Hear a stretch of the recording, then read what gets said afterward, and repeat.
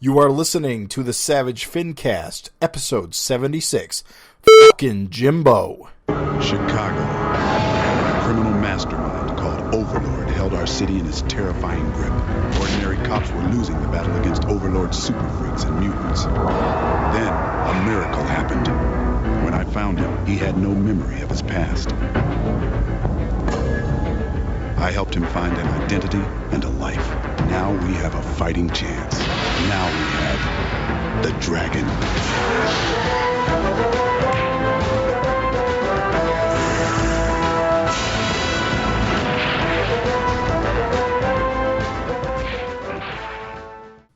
This is the Savage FINcast, and I'm here to say, my name is Jim Purcell. And I'm Raven Perez. And we are doing a very off-the-cuff episode. Unconventional. Yeah, it is the holiday season, Thanksgiving weekend. Craig is currently far away. Family responsibilities, work responsibilities catch up, I suppose.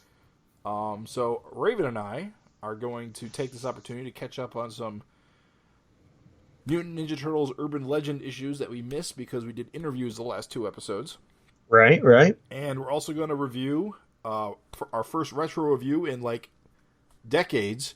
Oh yeah, long time. We're going to do Savage Dragon number 10, featuring fan favorite guest character Jimbo da Mighty Lobster.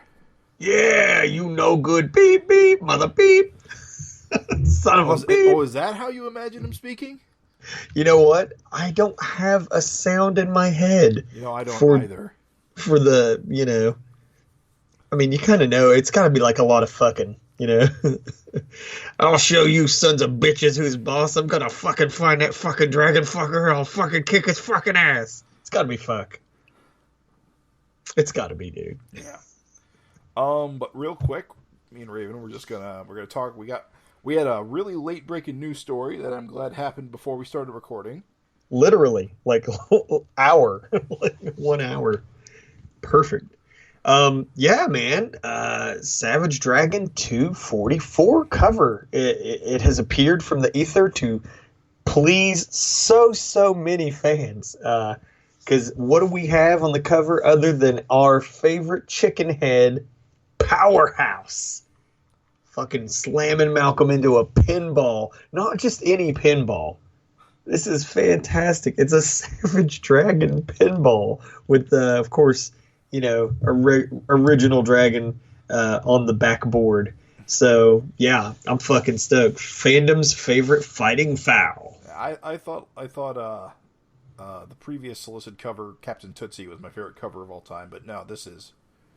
I gotta say, Powerhouse slamming Malcolm into a Savage Dragon pinball machine is pretty fucking great. Gotta wonder why Powerhouse is back and being evil again. Well, it begs a question. Like, of course, we can speculate. Let's have a moment of speculation. It's fine. Yeah. They were wondering, him and Flash Mercury were just driving around wandering, being monster fighting bounty hunters. Mm-hmm. So of any old cast members to just suddenly appear in Canada, they make a ton of narrative sense to be there. So you got to wonder, I mean, we might not just be getting Fandom's favorite fighting foul. Might also be getting Martyrdom's most mercurial. Come on, Marvel. Workshop it. The Maniac's most mercurial marauder, Flash Mercury. And, I'm just saying, it's cool, man. I think, Powerhouse brings some potential stuff to the table. Is he there alone? Is he with his crew? Like, are they monster hunting? Is there going to be a Malcolm? Is it going to be a merry mix-up where, like, they have a misunderstanding and then they team up with Malcolm to take out a monster? Like, I don't know, man. I'm excited. Has he bought into the Scourge's hype? Yeah. Has Scourge brought him on? Powerhouse loves to be a number 2. He does, dude. He is. Yeah, he's flunky number 1. Flunky number 1. He is the Riker. He is the Riker. Yeah, man. So, So excited. Can't wait. I'm glad to see the old boy back. It is cool to see him back, and it's cool to have him so prominent on the cover. Can't wait for those pre-order numbers to drop through the floor. I know, dude. Oh, it's funny. I was thinking of that. I literally thought that when I saw him on the cover. I was thinking, uh-oh, sales dip. For listeners, apparently, historically, whenever Powerhouse appears on the cover, pre-orders go down. It's a very strange phenomenon. Considering that he is fucking truly beloved. He is beloved. Like, he is beloved, dude. I mean, honestly, Erik confirmed that he's non-aging. Yep. And I'm thankful. Because he's part God. I don't want him out of the book, ever. Like, he's one of those dudes that, like, if he bites the dust, oh, the tears. Fucking tears. Oh, I would ugly cry. You know? I don't know. So I'm glad. I'm glad to see the man back. I am too. Okay, well, I mean, we're really excited about Powerhouse, but, you know, we got a little bit more somber news to address. Yes. Not necessarily Savage Dragon related, but I mean, given the man, you know, that we're talking about, I mean, we can't not mention this.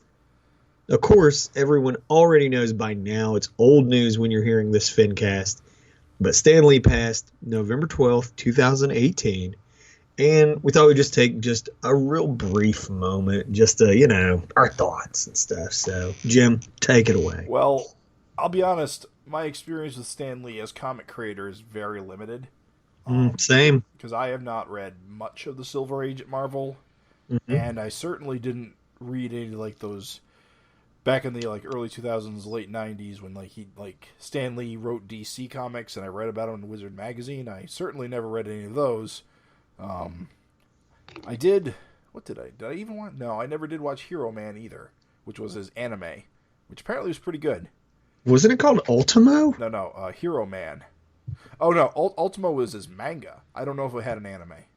Damn, he had an anime and a manga? Possibly, yeah. Hero Man was like a kind of a giant robot show, and what was his name? There was a kid, and his name was... Doesn't matter. Doesn't matter, but it's a good name, but I can't recall it right this moment. But anyway, I think it had alliteration, didn't it? Of course it did. Okay, yeah, just checking. It was something like Yuki Yotaro or something like that. No. It was like B. It was like two B's. It was a BB something like I can't recall. I'm sure someone's screaming it right now. Oh yeah, dude. If you know, just telepathically send it. I will say I have read the first like 10 issues of Avengers, and you know, a lot of that is on Kirby as much as it is on Stan. But I never read his Doctor Strange or even his Spider-Man. It's just not something I got around to. So. Oh no, dude. Listen, don't feel bad.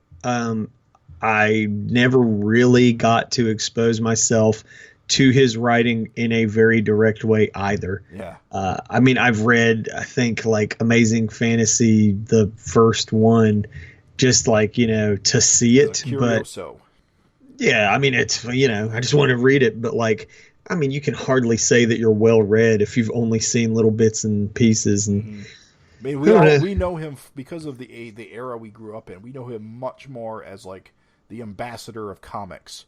His name appearing on the inside of every Marvel comic.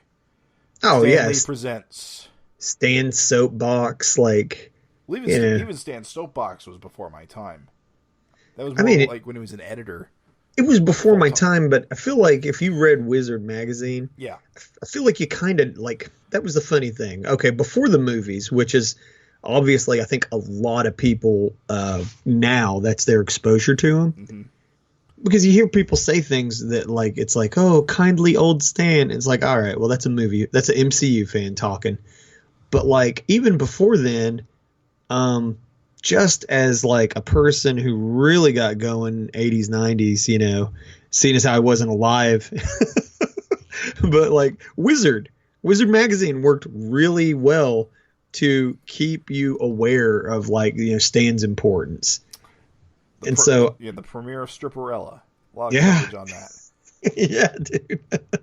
So we got a lot of that, and like I said, even though I never really like got to read a shit ton of his stuff, like, I mean, it was impossible not to like get to read an interview and hear them gush and glow about his work and contributions and his unique like way of handling, like with all the alliteration to help his memory, and like Ben Grimm, like that's kind of like his naming scheme to help him kind of remember people's personalities and just, his fondness of alliteration and shit like that. So yeah, I will say the types of stories he told always kind of felt very similar.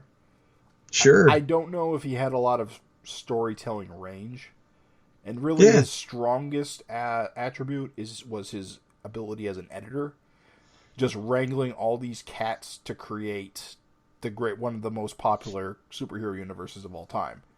And on top of that, I think that this was a fantastic observation that sort of came out posthumously.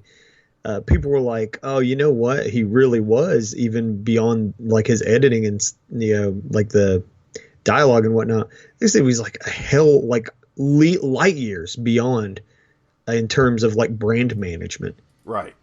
Like in terms of like his personal brand on its own is just there's nobody else quite like him."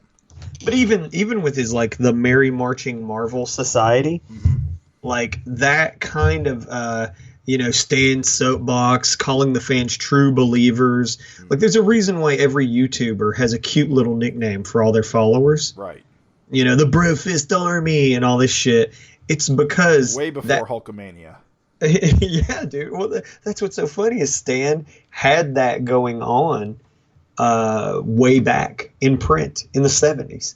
Like, and again, that puts him decades and decades ahead of the curve on that, community building and making. And I remember in Wizard, like so many times I read people being like, that really just made me feel like I belong to part of a bigger group and community. And so, yeah, like his ability to market himself, definitely, but his ability to like build a brand, unquestionable, like unparalleled, like light years ahead of what was being done, certainly at DC. Yeah. So, and just to bring it back to Erik Larsen asked on Twitter, like with Stanley gone, like who is the ambassador of comics to the greater? Yeah.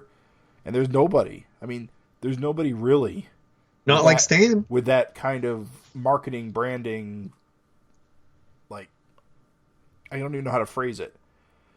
It's just synergy. Yeah. That's it. Sounds cheesy, but like, showmanship. The charismatic. The guy in front of the amusement park drumming up. Yeah, the carnival barker. Exactly. There's just, now it's just, it's just something, and right up to his death. I mean, even with all the trouble, at personal life, he's been having these last couple of years, and his health issues, he was still right there talking to fans right up to the end.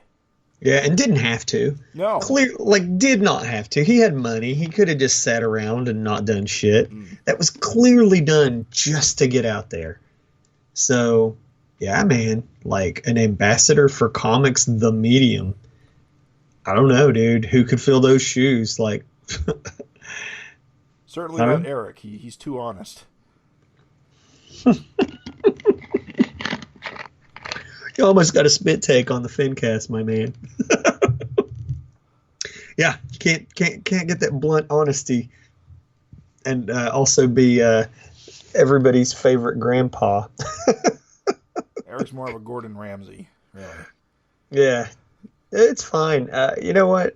That's the funny thing, I guess. Like, it just really, you can respect and admire all the controversies of like, how creators were treated, and how much he did. And, yeah, glory, that whole thing. Yeah, the glory hound and all that. All that aside, it's completely impossible to ignore what he did. Like, certainly, his collaborations with those men were some of the highlights of their work. Yeah, and you can't deny he probably took advantage of people, and he probably, he took credit for certain things that he probably wasn't primarily responsible for. Absolutely. And, you know, it's tough to a legacy like that, the pros and the cons. The only thing you can really judge it is that in the end he was the face. Well, you know, it's the Walt Disney phenomenon. Right. Like it's almost Thomas the exact Edison. same thing. Yeah, you just kind of like, you know, here's this guy who his name is now synonymous with the entire company and animation and just imagination and creativity. But there's a bad legacy there, you know, with the whole like not, you know, wanting to treat his artists right, et cetera, et cetera. It's almost like an uncanny parallel. But in my book, you still got to look at the good. You got to look at all the good. Look at all the good shit he did. Look at all the accomplishments. You know, and he did ultimately have a positive effect on comic fandom. Oh yeah. You got to at least respect that. Oh yeah, and again, if nothing else, that ambassador for comics, like when he would speak, you know, he was a Marvel shill like fucking crazy, but sure. he would also just talk about how comics in general like were such an amazing thing. And it's funny because like, I mean, you see a lot of modern creators talking about that, but like also too, unfortunately these days there's a lot of like, oh, you know, but Prince dying and there's a lot of negativity. I'm saying like, when you would hear like Stan Lee talk about it, he talked about like there was nothing that could ever replace it. Like it was its own unique number one kind of thing. So I don't know. It's big shoes to fill. We'll see. It's not Bendis. It's not Jim Lee. No. Just kidding. Just start calling people out. It's Dan Dio. Just start calling people out. It's not Bendis and it's not Jim Lee, Stevenson, you can't do it. Like, just start calling out names.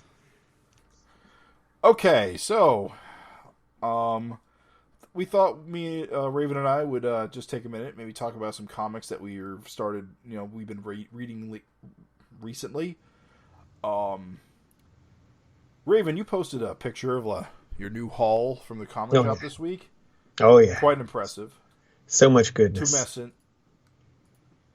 You know what I like? Because I'm following you on Twitter as well. I like that Jim Purcell is going to physical comic collecting. I have very specific rules about print comics right now. Really? Oh, yeah. I first, it got to be super cheap. Okay, that's fine. I don't go crazy. I hit the dollar bins. Oh, it was a Black Friday weekend, and I decided to take a trip to a comic shop about 30 minutes away. I hadn't been to since the summer. It's called Wonderland Comics, and it's in Putnam, Connecticut. Okay. They're a pretty nice comic shop. They got a huge back issue selection. They got dollar bins. They got all kinds of trade collections. But it was Black Friday weekend, and basically everything that was $10 and below was $1.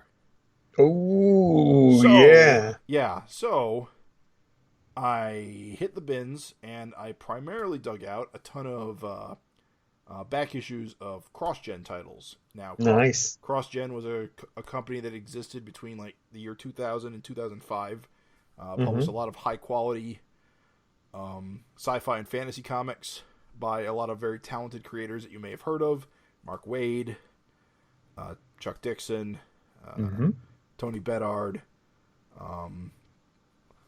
Basically, a lot of very hot artists kind of became popularized. Well, I won't say they got their start there. Absolutely not. They started elsewhere, but they got their names out there with cross-gen.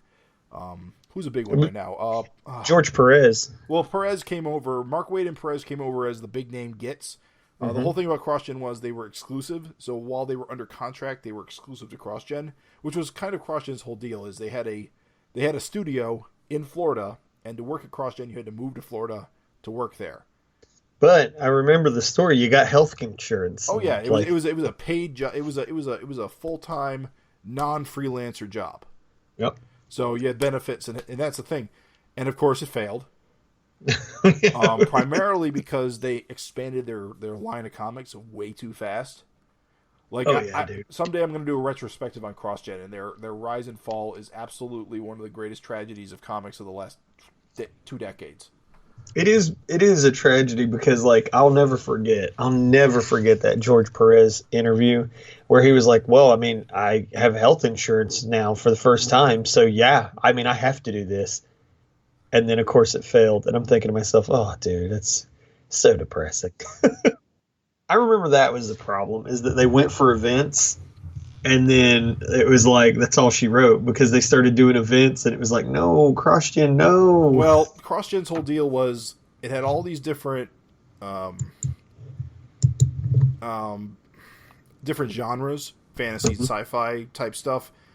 And the idea was they were all taking place on different planets within the same universe, and that there was this interconnecting notion that your main characters are getting their powers from this supernatural force that The sigil. Yeah, the sigil that connects all of them. And there's like this underlying story that's building up in the background, but ultimately doesn't really affect the individual stories. They're not really meant to connect to each other. Right. It was really fucking cool, in my opinion. I love that kind of interconnectivity stuff that is subtle but not overt. And that's I really wanted it to get to that conclusion. But of course, the company collapsed 3 issues before the end of that story arc. Right, dude. The cruelest cut. Oh, yeah. But I love CrossGen. And I still have back issues I don't have. So whenever I go to conventions or other new comic shops, the first thing I do is go look for CrossGen comics. Yeah. And I got a huge chunk of a series called The First, and it is basically the New Gods equivalent of the CrossGen universe. Okay. And I got like, what was it, like, it's like 40 issues. It's like a 40 issue series, and I think I got about 30 of the issues in one rack. So let me ask you, are your gaps sequential, or do you have just little gaps all over? Right now it's little gaps all over, although I am missing various runs on various series, because there's like I don't have the specifics down, but there's a couple series I didn't get at all, so I don't have any issues of. Although at this point, I think I have at least one issue of every series. Okay. So I read and loved Ruse. Ruse is the big Mark Waid series that was one of the biggest, most popular, but he left that book on after issue 12, and when he went back to working at Marvel and DC at that point. No, that fucking dick. Why? No. Well, I imagine it was a part of. I don't know. The story of how CrossGen failed is a mystery that I need to dig into deeper. But I imagine it was just way too expensive, because at one point they stopped being employees and started being freelancers again. Oh, Basically, it was costing too much to move everyone to Florida. And then some people weren't happy in Florida or got screwed somehow. You know, it's depressing. With the internet era, that wouldn't have been an issue. Well, that's true. But they could have done wherever the fuck. Here's another amazing thing. CrossGen was like one of the first companies to put their comics up digitally. They had they? Oh yeah, they had an entire website dedicated to putting out digital versions of their comics. Correct me if I'm wrong. Of course, they also tried to get into motion comics. And they were also kind of using themselves as a way to generate media for movie interest. In fact, apparently DreamWorks was one of the main reasons why the company folded, because one of their titles, a kung fu series called The Way of the Rat, was being optioned by DreamWorks. Okay. But they weren't super intense about it, so they kept dragging their feet on signing the contracts. And so CrossGen never got the money they needed to keep their doors open. And so eventually they just ran out of operating capital because the DreamWorks people just kept dragging their feet, and it all just collapsed. And eventually all their IPs got sold to Disney, of all people. Oh, no, and dude. So now they're all under lock and key at Disney. And they're never going to use them. Marvel had access to them, and they did a small CrossGen revival about 10 years ago now. I remember that. Where they took all the names and didn't use the characters, except in Ruse's case, because Mark Waid is a name. Right, yeah. And, of course, those series did 3 series of that, and they didn't make any more. Did Waid finish Ruse? Well, they did 6 more issues of it. And he did that it, bastard. And he did it his way, where it wasn't connected to any of the cross-gen stuff. He basically, because originally it was set on another planet that was very similar to Victorian England, whereas in his new version it was just in Victorian England. Okay. Which I think is more banal and it was weird because like that was kind of the cool thing, is that the lead of Ruse was a Sherlock Holmes guy who didn't have the sigil. Right. His little assistant had the sigil. Well, I don't think she had a sigil. I think she was actually I think she was one of the first. I think she was one of the gods. Well, basically, I remember she had an ability of supernatural, and he was still able to, like, you know, fucking deduce and sleuth shit out like really well. And I was like, in some ways, she was kind of the star of the book. Yeah, and it was funny because he was like, you know, your Sherlock Holmes figure, but like she was a star. And it's funny because like I remember reading that and like just being blown away. Like it was just blowing my mind, like with all the cleverness. It's just a clever book if you ever get a chance to read it. I got to reread it. I wasn't a fan. I didn't read it past issue 12. Okay. But that's still a lot of issues. That's true. I did get further in that than I did Sojourn, which was the Greg Land vehicle. Oh, Greg Land. Yeah, all right. Yeah, Greg Land made his big landing on Sojourn, which was like a really like Tolkien-esque fantasy story. I remember it. Where that series' gimmick is the Sigil Bearer was the bad guy, like the Dark Lord type character. Right. So he was ruling the world, and this totally normal girl with a bow was trying to take it back. Dude, I'll never forget the Wizard article where Greg Land was like, yeah, you know, for my orcs, you know, you want people who just, obviously they're, you know, plays on really weird looking humans. So I just look at NBA players and just mutate their features. And like it had his reference picture and then a drawing. Yeah, it had a drawing next to it. And I just remember thinking, interesting context there. Yeah, I remember thinking, I was like, seems weird. Seems vaguely racist. Yeah, this seems, And this was when Land was big into tracing porn. Yeah. Well, you know, I mean, it got the job done. Yeah. It was just funny because, like, I remember, though, like, people fucking loved his shit, dude. Nobody gave a fuck about tracing. Like, everybody's like, oh, wow, this guy's a dynamo. So, yeah. The hate didn't come till much later. Greg Land used to get nothing but love. Okay, I didn't mean to talk about CrossGen for 15 minutes. That's fine. We're in the what are we talking about reading section, so you've been reading some CrossGen. Well, so you want to be fair, I haven't been reading it. I've just been digging it out of bins and bagging them. I really need to get back into a reread of it all. But the plan is to get more of it before I do that. Because like I said, I want to do like a podcast mini series. Mm-hmm. It was like a retrospective. The Sojourn FINcast. I mean, I probably won't spend that much time talking about Sojourn. I didn't like that series even Grey Land aside. The Sigil cast. Yes. Well, what else are you reading there? Well, it was Black Friday weekend, and so that meant all the digital sales slammed me at once. So I spent a shit ton of money on because DC Comics for the second year in a row did a $5 collection sale, and so I got a bunch of shit. Mm-hmm. Probably most notable is I picked up finally after a freaking way too long. I picked up Jack Kirby's New Gods and Mr. Miracle collections. Nice. Yeah, so I got those to read. And by these collections, I mean, we're talking about like omnibus size, digital omnibus. Oh yeah, they're like, what's this Mr. Miracle collection? It's all 11 issues of Mr. Miracle, so it's holy shit, yeah, clocking in pretty thick. Yeah, that's awesome. And New Gods had a bunch of like graphic novels in the back. What's the page count on this? 424.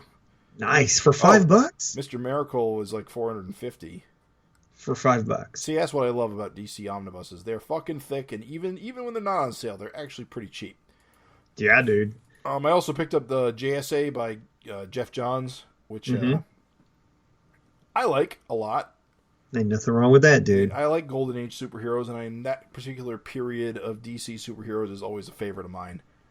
Even without reading it, I'm well aware that the JSA was kind of like the JLA for the bygone heroes. Yes. Which I thought was a cool idea, to Well, this was have. the modern revival. This was you remember you read Grant Morrison. You remember Morrison's JLA? Yeah. Okay, so during that period, they decided to revive the JSA as well.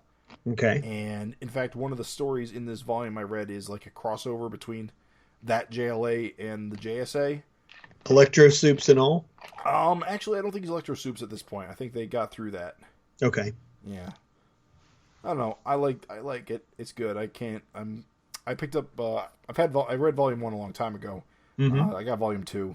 Again, these are really thick books. They're like, oh, I'm just looking at it now. It's like, what the fuck is this? Another 425 pager. Oh, dude. Yeah, I love. So you ended up DC's just so good about just doing these omnibuses right. If you're gonna put out a collection, just put 12 issues in it for God's sakes. Yeah, I mean, if it's an omnibus, like, go ham. And then And let me any buy it for extras, $5. or What in general?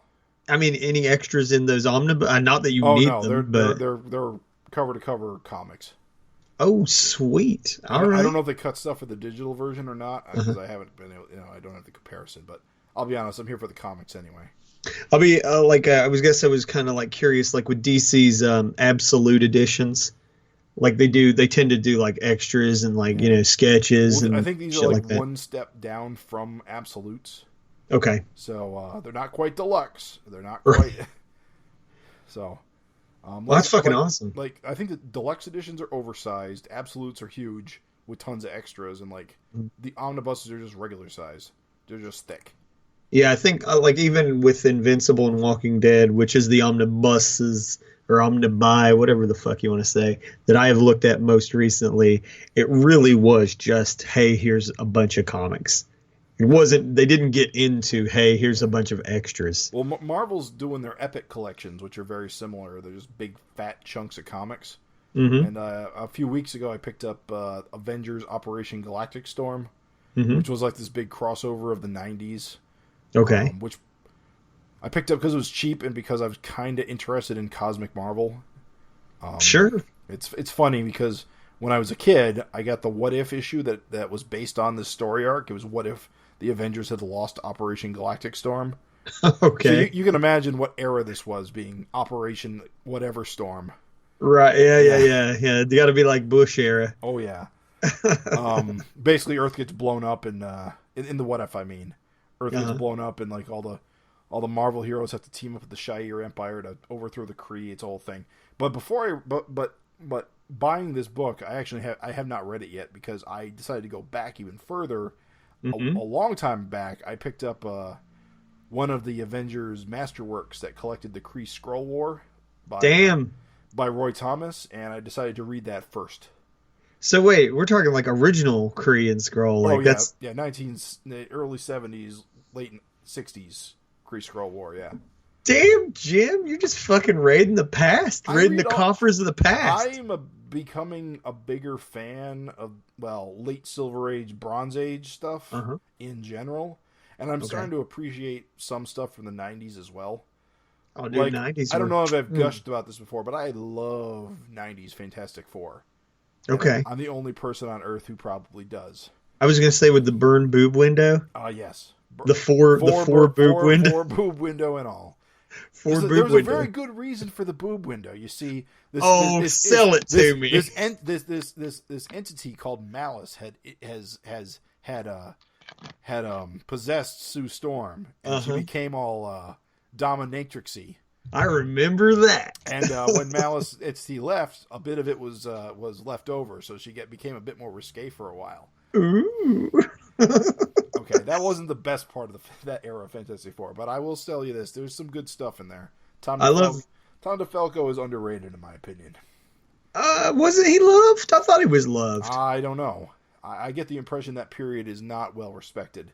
I know he's loved. He's loved on his Spider Girl stuff. Oh yeah, everybody loved that. Yeah. What were we talking about? May Parker. Yeah, and that's why I loved. See, here's the crazy part.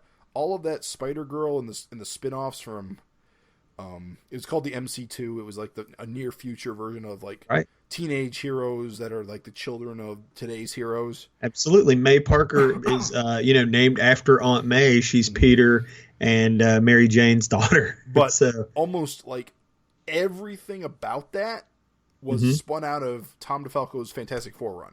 So it was like a continuation. So it's like Erik Larsen doing Savage Dragon, but instead of like doing the smooth transition from Dragon to Malcolm, he just stopped doing Dragon and jumped straight to Malcolm. Okay. So you mean like if he jumped from Dragon to Jack. Right. Or Amy. Just skip a gen. Just too many comics, Drew. No, dude, that's great, man. You picked up I haven't even talked about like the new DC comics I'm reading. Like Tell me about like Grant Morrison's Green Lantern, which is Grant Morrison and Liam Sharp. Liam Sharp is the artist who is a longtime favorite of mine. He did a lot of British comics, Judge Dredd, Death's Head for Marvel UK. Of course, yeah. He's a very 80s styled British artist.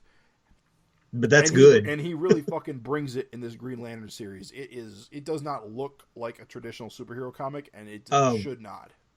Jim, you're speaking my language. Oh, you're selling that shit so good right now. And you want to know what the craziest part is? The most interesting part is? It's not the writing, and it's not the art that makes this comic really stand out. It's the fucking lettering. Wait, twist. And you want to fucking know why? Here, I'll bring this back to Savage Dragon. Give me 30 seconds, because I'm bad with names. Come back here. Come here, Heliopolis? No. Oh, Of course you're going to put the credits at the end. Oh, yeah. Here it is, finally. Thank God. How am I going to pronounce his name? Tom Orachowski. Whoa! And you might remember that name because he lettered Savage Dragon through like the mid hundreds. Yeah, he was part of the Moo Crew, Top Cow. Oh, was he? Yeah, McFarlane, Orachowski, and another O name. Well, I'm the forgetting. fucking lettering in this book is just completely different than every other like mainstream superhero comic I've read in like the last 20 years. Damn it, Jim! He's doing stuff with like sound effects that aren't done anymore. I think you just put me on this new Green Lantern book. Damn it! I was curious because I'm a Morrison mark.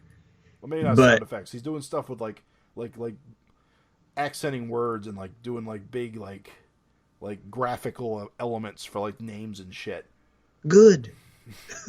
Good. Lettering is supposed to be interesting. Yes. And this jumped right out at me, and I had to research the guy, and that's when I realized, oh yeah, this guy's been lettering comics since like the 70s or earlier. He knows what's up. He knows what he's doing. It's funny because, like, for me, like, obviously I'm, limited experience in life. Like, I associate him with early Image. But you say he's been active since the 70s. Oh, I think he's been around forever. I Googled him once, and then I don't remember any of the details. Damn it, I'm loving this review, dude. You're selling the shit out of this. I'm like, probably going to add this to my pool. How many issues we in? Beautiful. That means I can just stroll all lackadaisical style into the comic shop, pick up that one, and, if I like it, cool. If I don't, whatevs. Thank you, Jim, for the gems you just dropped on us. I will be breezy and easy on mine, dude. I don't have that much to really... I don't want to go into spoiler territory. Yeah. So I really just want to get people going on just the general feel, like in my excitement levels for this shit. So I'll be quick. I'll be real quick about this. Basically, I picked up Exorcisters, which is new from Image. Like, there's only 2 issues in. Drawn by the Mage 3. Menage 3. Yes, Giselle Legacy. So she doesn't write Menage 3. She just draws it?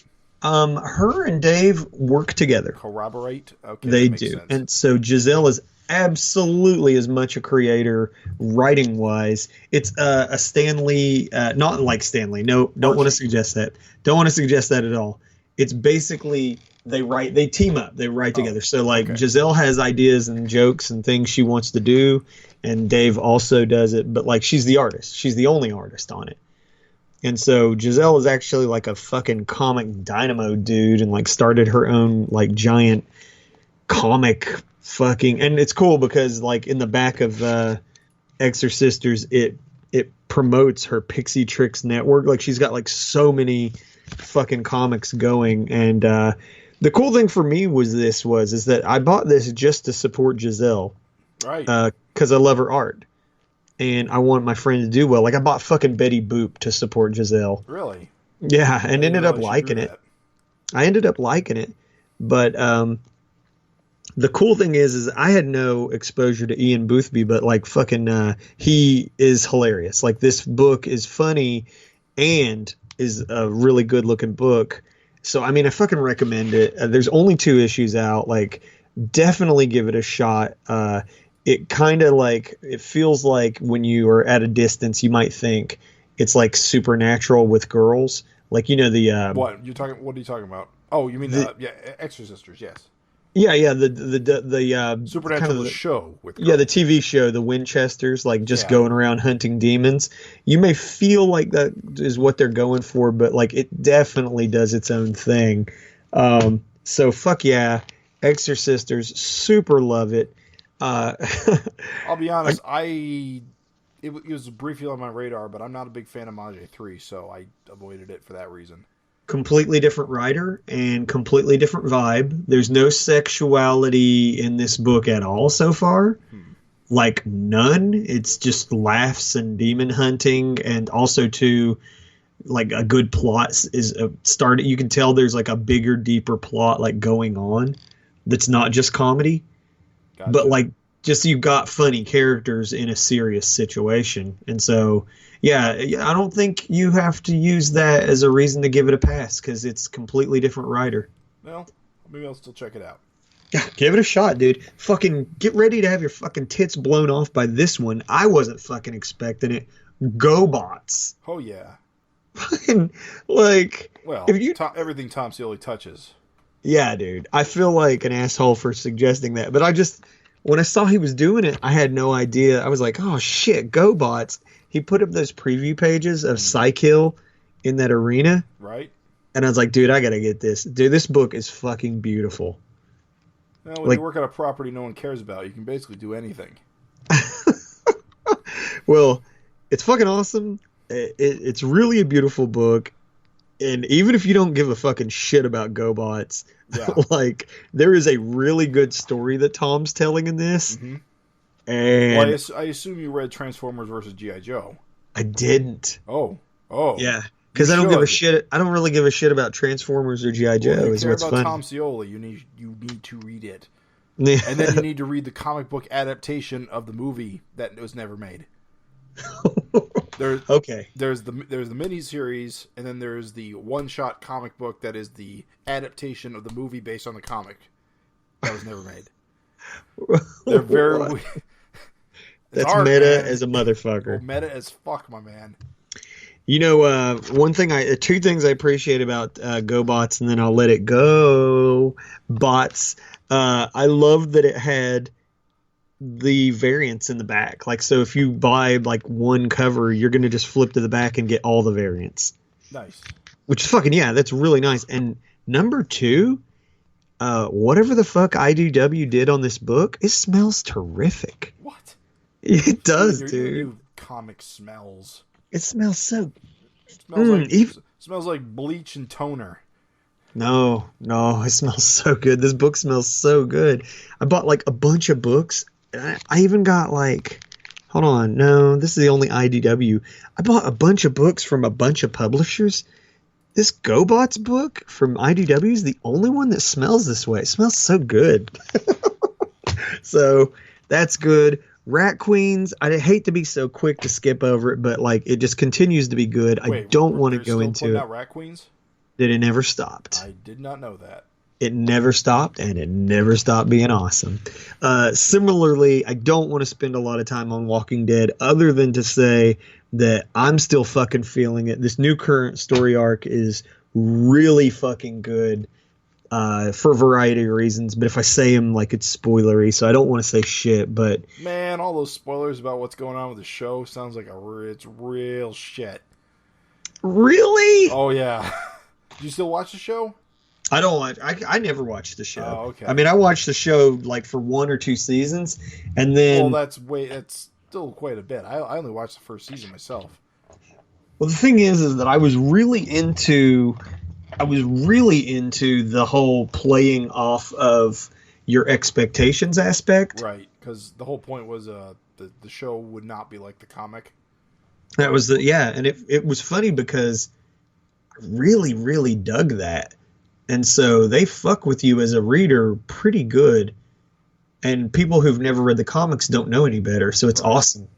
But I don't know. I don't think the spoilers sound lame, even though I'm at a distance. Yeah. If anything, this whole Judith Grimes thing really is pulling me in. Interesting. Like, you feel nothing? The comic is good? Because I haven't read it since issue 125. The cool thing about the comic is that it's funny. The criticisms, everybody that criticizes, like, it's so slow, nothing happens, it's always the same thing. And it's like, yes, it's slow. I'll give you that. But if you read it, shit happens. And the comic continues to fuck with expectations in its own ways. That's almost what the current arc is almost entirely like fucking Rick fighting what everyone expects to happen. It's awesome. Like, right. It's so good. They went to a new place, and without saying a single thing, everybody's like, yeah. So Rick, this new place, let's fucking do this. And he's like, no, people, no, we're not doing this. And everybody's like, yeah, you need to do this, Rick. Take this motherfucker over. So good, dude. It's fucking, I don't know. I'm still feeling it. All right. Quickly, Doom Patrol. I'm not feeling fucking. It was my weakest link, even though I still love Nick Darrington's art. Right. His art's flawless, but it kind of got marred by a whole crossover event called Milk Wars that kind of ruined things. What don't crossovers ruin? I never heard anybody say, man, that crossover made shit better. Have you ever heard that? I'm afraid I have not. Nobody ever said, you know what? This was good, but as soon as that crossover started, it was better. It ended all the plot lines we cared about. It forced killed everyone... a bunch of characters not in the that off panel. Yeah. It forced a bunch of shit to happen that, you know, if you didn't buy it, you didn't understand. Fucked up now, just what I always wanted.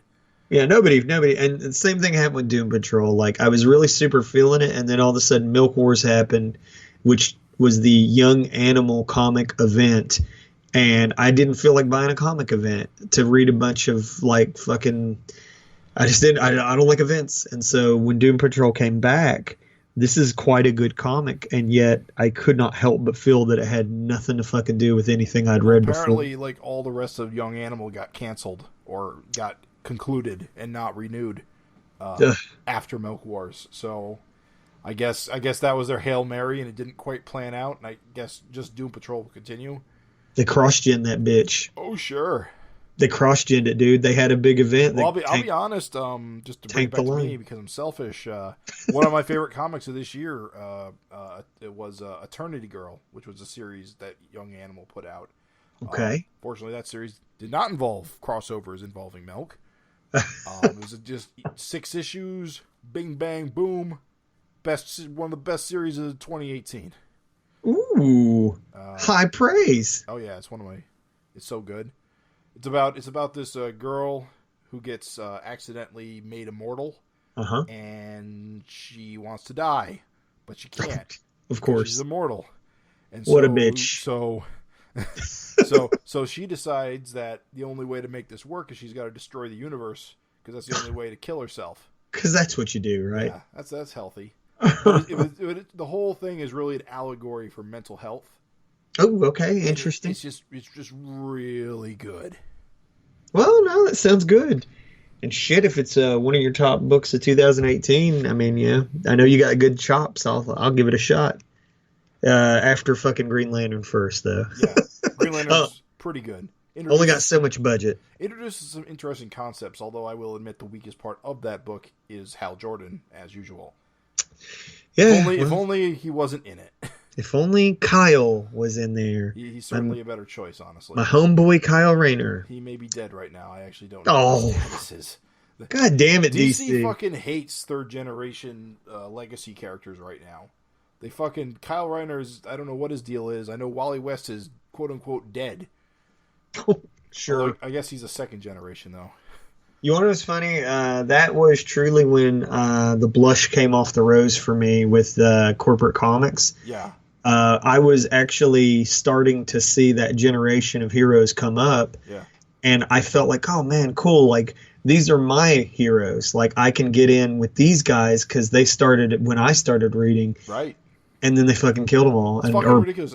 Just to bring it back real quick to that JSA series I was reading. Uh-huh. That was right there in the middle of that period when DC was really pushing forward the legacy heroes thing. Yeah. Wally and Kyle and all that. The whole point of the JSA is these are all the next generation of the Golden Age heroes, or even the third generation of these Golden Age heroes, like Stargirl and I remember, dude. I remember those characters. And then all young and interesting, and Young Justice and Peter David's Young Justice and just all this work being done to like create this next generation of heroes. And all of a sudden, DC says, "Okay, Flash Rebirth, bring back Barry," and it all fucking just stopped. And I'll never forget, again, bringing it back to Wizard. I'll never forget, I read the interview with the creator, and he was like, I just don't see why we shouldn't be able to enjoy these characters that we love and know just because someone that came before us said that we can't. And I'm like, that's exactly what a story means. The things that happen matter. And sorry that you love those guys, but that's how their story ended. Like, it's time for new guys. They bring back Barry, they bring back Hal, and all of a sudden it's the Silver Age JLA again, and who fucking cares? Dude, yeah, it ran me off. Like, hard. Great tangent. I love real quick, I only have like 3 and then I'm done. Dear listener, don't lose faith. Kaiju Max by Xander Cannon. Of course, you've probably heard me talk about it before. I've only read season 1. I'm way behind. It is monster prison, like basically giant monsters like Godzilla in a prison environment. And that's awesome. But what's great is that the dude just never seems to run out of new twists and new takes. And I'm super against spoilers, but I just gotta throw this out there. I gotta entice you. Kaiju Max, it was Monster Prison, and you're starting to get a feel for everything it has to offer. You're starting to, like, just as you start to feel like you got its formula, they introduce women's Monster Prison, and it gets even more bananas because of all the stuff that entails. So, absolutely fantastic. My next book is so awesome. It came out of nowhere and hit me in the face, and I'm hooked. Murder Falcon. Oh yes. Falcon. I have issue 1. I have not read it yet. I am bad. You are in for such a treat. Well, I'll tell you, the guy who writes and draws it, Daniel Warren Johnson.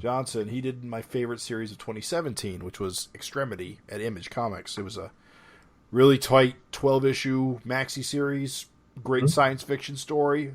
Like I said, my favorite comic of 2017, bar none. See, and here's what's beautiful. This is how you know you're going to love Murder Falcon, because unlike a scenario where you have a writer and an artist, and you just don't know how, like, say, this writer pairs, kind of like tying it to Exorcisters. Like you said, I didn't like Menage a 3, though, so I probably won't. And I was like, but the writer's different, and it's got a very different feel. And you're like, okay. What's cool is where Daniel Warren Johnson is both writer and artist. If you like that other shit, you're going to fucking love Murder Falcon. Nice. You know it, because it's the same guy. Yep. So the quick elevator pitch is that he is a Hawkman that beats the shit out of giant monsters and is powered by the power of metal. And as if that's all it needs to be. Like, even if that's all it was, that could be all that it needed to be. But what's beautiful is that there's meat on those bones. There's a extra, and you will get pulled into that extra. I don't want to say anything because that was the pleasant surprise, but let's just say that it's not like at a distance, it's easy to kind of feel like this is an Axe Cop type thing. Right. real one note, real played for laughs. There's extra stuff going on. There's only 2 issues. Literally, Murder Falcon 2 dropped this Thanksgiving. So you're not far behind at all. If you're out there and you're thinking of like you want a good, funny book with beautiful art and an interesting world and characters, Murder Falcon, give it a fucking shot. My last thing, Jim. My last thing, listeners. My last thing, Jim, is I read in a pick that will interest no one. So I'm sorry. We'll go quick. Dragon Ball, that time I got reincarnated as Yamcha. Oh, boy. I've read this, or at least I've read most of it. You read it? I have. Dude, I loved it. In Scanlation when it was new. I loved it, dude. It's pretty nutty. It's actually pretty good. It's weird. For the listener, I want to throw it out there. I feel like the entire world knows about Dragon Ball, so I feel like an asshole explaining this. Well, I would not be shocked if a lot of our listeners don't know Dragon Ball. Although they should. Listener, if you don't know Dragon Ball, remember that weird Macy's Day float this year? That fought Charlie Brown to a standstill. Yeah, the one with the blue spiky hair and the orange karate suit. See, that's a fella called Goku, you see. And he's from a series called Dragon Ball, you see. He's as popular as Mickey Mouse. Yeah, pretty popular. You know, he's a little known. No, jokes aside, Dragon Ball is huge. It's one of the legends of comics. And its character Yamcha is a punching bag. He's a joke almost by the point. He's become a joke. Yeah, it's funny. We talk about legacy and like Savage Dragon and progression. Dragon Ball was a cool series in that it had progression and it had legacy. Yeah, and so emphasis on the had, but continue. Yeah. Oh, it got away from that big time. But like in the beginning, it was about Goku as a kid, and then as he grew older, the entire cast aged around him, and it was cool. And what's funny is Yamcha started as a big bad, like he was a badass in the series. And then, of course, as things go and go and go, he gets left in the dust and gets weaker compared to everybody else. Yeah. Until he gets one hit killed. Yeah. And basically, he gets one hit killed, and then he becomes the punching bag for the rest of the series. Yeah, so quite the progression there. So the plot is someone in the real world dies and gets reincarnated as Yamcha. That's absolutely not who you would ever want to be. It's kind of, if we can make it like Savage Dragon style, it would be like dying and getting reincarnated as Bubble Boy. It's not good. You're not going to be happy. But what's fun, this is a fun book. I think it does fun things, and it's a one-shot, which in manga is very rare. Mm-hmm. And so it's cool. You buy this one book and then you're done. $9.99, you're going to enjoy it. And that's that, man. That's what I've been reading. It's a lot of comic books. Thank you, everyone. Thank you. The ones you bought this week. We got through it. I'm just saying, Jim, we got through it. Man, comic books are awesome. They are. Read more comic books is my advice to everyone. It is just, let's just take a moment. Let's just breathe, and let's just appreciate that we live in a fucking great time for comics. I mean, selection. Yeah. Maybe not so much in fandom. So many amazing titles. Because out of all those books that I read, out of all the books that you described to me, I don't feel like there was really much overlap, hardly at all. It was all fresh and different shit. Everything from everywhere. It's so good. So, it's time that we get into... I guess we should probably stop talking about ourselves and start talking about Savage Dragon. Well, you know what? I think that we... I hate to do this to you, but I think that we should get a little turtle power first. You want to do turtles first? Yeah. Okay. Because, I mean, we're already in non-dragon territory. Let's just bust out those turtles issues. Rock and roll. Pull them up. Yeah, we got them, baby. Turtles 4 and 5. Events went in because there's 2 of them. We're going to cover 2 of them because we missed them the last couple episodes. These books have been coming out pretty steady. I mean, I believe up to issue 7 is now out at the time of this recording. As of this recording, 7 is out. All right. So, Turtles Urban Legends number 4 from IDW. Big bloody cyborg on the cover. Yeah. This is the big... You know what? I'm just looking at this cover. I at first I thought, I don't know what I thought. I guess I thought it was Donatello in the cover, but no, it's the other cyborg, and Donatello's reflected in the eye. Yep.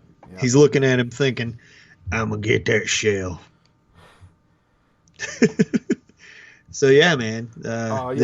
And where it left off last time, the Turtles had discovered Donatello's body, or at least they had discovered a skeleton with his shell. Quite the grisly scene. Just a fucking skeleton and a bloody shell. Which I thought was awesome as a visual. It's a great visual. But apparently it's a human skeleton. Yeah. Not a toidle skeleton. It made sense to me. The front half's gone. Isn't that weird? Like the yellow piece is gone. What do you mean the yellow? Oh, right, the front. Yeah, that's a good point. Yeah, the chest is gone, so it's just like a fucking skeleton laying in a big red half shell. But they fucking jump in the flying car, and they're like, we gotta go get fucking Donatello, and, they're fighting amongst each other and shit. Boom! This is what the Savage Dragon listeners care about. Mako, baby. Yes, this is the big Mako issue. Mako versus Splinter. And, what's the best way to... Oh, actually, never mind. But yeah, it's Splinter versus Mako. And let's just say it doesn't go super great for Mako. Splinter uses his knowledge of sharks to whip his ass. Yep. Kicks him right in the fucking nose. Remember, kids, if you get attacked by a shark, just punch it in the nose. Just punch it in the nose. True with most predators, really. And then, because it's funny, because, like, they got that in there, actually, like, Splinter pops him in the damn nose several times. It's so good. The big Komodos fighting Mako was awesome. Like, basically, I love this whole Mako sequence, dude. Yep. So good. I'm not gonna lie, the Savage Dragon element is why I'm mainly here for this series. Okay. Because you and Craig told me, you were like, it's kind of like a cool little compliment to Savage Dragon. Indeed. So that's really... That's how it was sold to me. And I mean, it's got the same sort of spirit that a Dragon comic would have at this point in history. Right. It's got the bloody action, and it's got the stakes, and it's got the weirdos, and it's got the... I don't know. It's got that Erik Larsen rub. It does. It's got that feeling of things happening. Like, you read a comic, like if I read a Turtles comic, I mean, I would just imagine that, like, you don't feel like the Turtles are in too much danger. But yeah, you read this comic and all kinds of fucking crazy shit's happening. I mean, Donatello got bloodied, blown up. Got turned into a blood crater. Just a heap. And as you flip through, like, I'm just saying, kudos Frank, like, this scene of Mako busting out of the cornfield. Yeah. That's fucking good shit, dude. That's good. With all the dragons chasing him. Oh, yeah. Yeah, so I'm skipping quite a bit ahead. Not that far, but it is kind of weird that they buried... No, I guess they didn't bury Donnie next to the field. Maybe they did. Yeah, it was just their sort of... Yeah. It was just their sort of way, like, they didn't really have a true body or anything. They just had to get, take care of him. Yeah, it is weird. Like, at first I was like, no, it's not that weird. And then I looked and, like, you can see, like, the base in the background past the cornfield. And I was like, yeah, that is weird as shit. Like, you think they'd, like, bury him in their sewer layer or something. This thing with the flying car is funny. With yeah. Mako trying to hijack it, and then they just remote control dump him out of it. Yeah. And then just bring the car back. It's good, dude. There's lots of good stuff. I will say that I enjoyed this. And then, of course, the big final splash page is like Donatello being like, I can move, but gasp, I'm the cyborg. I really wish that I could have gone into this blind. Like, that would have shocked the fucking shit out of me. Yeah. But that's all over the covers. Oh, yeah. Like, obviously, all these years later. Well, I'll tell you what, Jim, here's a chance for us to... What did you think of that shit? Did you read this when it first came out? I did not read it when it first came out. I was not an Image fan at that time. Okay. And I wasn't a Turtles fan at that time. So, okay, this is what I'm saying is, for me, I got no element of surprise. So for me, I knew that he was going to be the cyborg. Like, I knew it. And well, I so knew for that me, too because I do recall seeing covers with him on it. oh, you knew it. Well, here's the thing: I wasn't a Turtles fan. But there was just enough buzz about it that I could hear the some of the negativity surrounding it. Got it. Basically how all the characters get mutilated at some point. Okay. I think it's spoiler. I think Leonardo loses a hand at some point in the near future. Oh shit! I didn't know that. Oh, I'm sorry. No, I really didn't, but I'm not upset. Yeah, like it starts right off with Raph getting his face slashed open and Donnie becoming a cyborg. Dude, you know what? I love how fucking nonchalant they are about him being a half mutilated freak. like they just don't seem to really care too much. What, in the next issue? No, I mean like in here they're just like, nah, your face is all burnt up. Oh right, yeah. Doesn't seem to be a big deal. I will say, yeah, that like the very first issue when that happened, when the lair blows up and he gets his face slashed, they do seem kind of nonchalant about it. Dude, they are super nonchalant about it. Like, it's hilarious how little they seem to give a fuck. And with Donnie's MIA, there's like a whole adventure before they even go look for the guy. Yeah. There's some weird stuff. They go find a new place to live before they go find Donatello. Yeah, dude. I was, like, that's what's so funny. It's getting way ahead into like 6 and 7 territory. Yeah. So I won't say anything, but like, there's some other stuff in there where it's like, you should have maybe pursued that other thing. But nah, it's fine. I'm really enjoying it. I thought fucking 4 was fantastic, and of course 5. You've got like Splinter Bat right on the cover. Yep. I mean, I guess technically, you wouldn't know. Like, I don't recall what the original cover was. Your issue doesn't have it like inside, does it? Let's take a look. Hold on. Flippity flip. Thumbnail of it or any chance? No, sir. Okay. No, I don't see the original cover in here. I don't have it in my digital copy either. Ooh. See, that sucks because I thought IDW always gave out all the alternate covers with the digital versions. You know what? Tying back to this smell thing, you know what's weird is Ninja Turtles doesn't smell as good as GoBots, and they're both from IDW. Yeah, different month. What's up with that? Now, this is a splash page of this dude getting choked out. We don't know it's Splinter, on the cover. We just it's a big bad. He doesn't really look like Splinter. No. We have no reason to know that. But yeah, this fucking first splash page is fucking metal. Dude, that's great. See, that's Turtles. Turtles kill. That's great, dude. Fuck yeah. That's how you know you're dealing with like some Mirage Turtles. They're fucking murdering that dude. Oh, right. Okay. I guess Mikey just knocked him out. Raph is the one who's stabbing guys.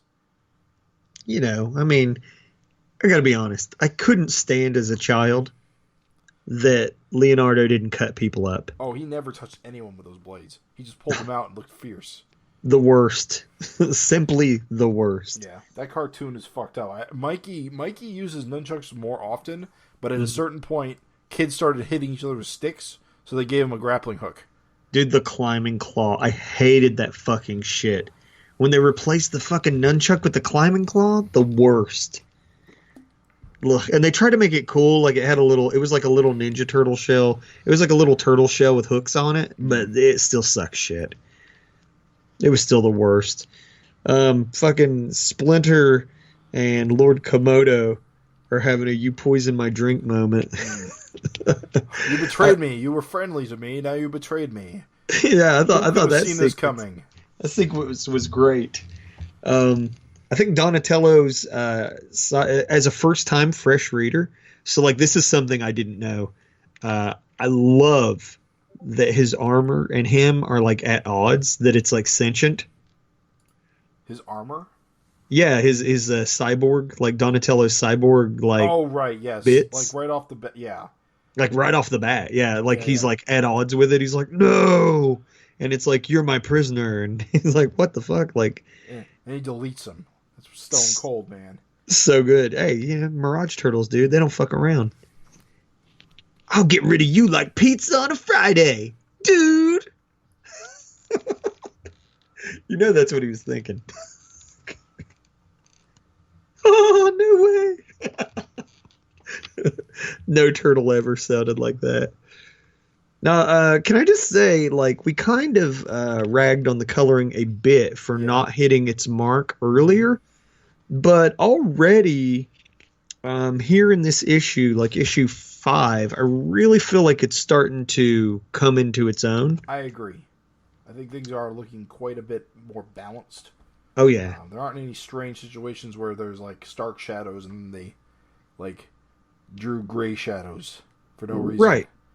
And again, not to jump too far ahead, but like in 6 and 7, it continues that upward trend of quality. Good.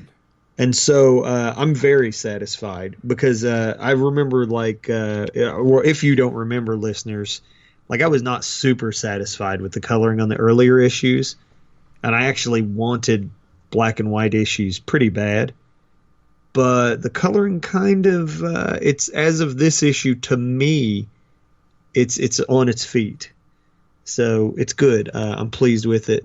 Did you see Lord Komodo turning into this big fucking like gold Komodo? Yeah, in the previous issue that happened. Oh, I'm a moron. Dude, it's been a while. Yeah. Yeah, I read so many comics. Last issue we discovered he has a condition where he turns into Komodo dragons. And that's the whole premise here is he's trying not to... that. I mean the gold Komodo. I'm sorry. The mutated Komodo. Oh, no. Yeah. Okay. Oh, yeah. The big one with the prehensile arms. Yeah, the big gold one. Okay. Yeah. That was good. And then fucking Donnie just wasted. So fucking good. Like, just blast the shit out of it. Like, you talk about, like, 90s, like, 90s image panels. Look at those, like with the ripped up, shredded looking borders. So good. Choom, choom, choom, splat, splat, splat. It's fucking good. But, no, man, I'm feeling it. The Pimlico tells him to go down in the cave, and then, of course, what do the turtles see? They see Splinter the Bat. And that was another thing people didn't like, was Splinter becoming a bat. It was just another, like, quote-unquote mutilation that not a lot of people took to right away. You know what, though? I dig it. Although, you fucking diaper babies. I think it's awesome. Mice and bats are not the same species. It doesn't make a ton of sense. Nah, but you know what? Neither does a bunch of giant fucking mutant turtle teenagers in a flying car. I guess not. And here's I got actually nervous all of a sudden because this issue ends with the end for now. I thought maybe the reprint series had gotten canceled. Oh, when I read that, we're good. That is funny that it said the end for now. You know what it is though? Is like that kind of touches on like what I said. Like Splinter fucking flies away as a bat. Yeah. And then that is definitely the end for now. Yeah. Like fucking the next issue, they're kind of just doing their own fucking thing, and it's like, wow, you guys aren't. No search for Splinter. Yeah, he gets a little bit of lip service, but pretty much it's just on to like, hey, bro, let's babysit Casey Jones' daughter, dude. Ooh, I love Shadow. She's a great character. Yeah. wait till you. Yeah, man, you're gonna dig it. So that's it, guys. Hey, we didn't have to spend too much time on that. 4 and 5. Series is still pretty good. I like it a lot. It's got a lot of... And you're lucky you've already read 6 and 7. I'm feeling good, dude. I'm feeling good. 7 issues in, and I'm still digging it. So I'm happy. It's everything I... of course, like, jokingly, like, I don't expect it to be perfect, but, like, the directional focus of the turtles themselves aside... like where they're just sort of like, let's go. Let's just let Splinter fly away. It's like, all right, well, okay. That aside, it's fucking money. I'm loving it. The coloring's getting better. Like, it's coming together. So I'm pleased. Shall we get into the old meat and potatoes? Yeah, the Thanksgiving leftovers. I gotta say, it's a pleasure to get to review with you this issue. I'm excited. I forgot like where this comic was at like issue 10. Uh-huh.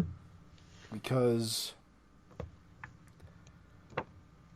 I thought Jimbo the Mighty Lobster appeared much later. Okay.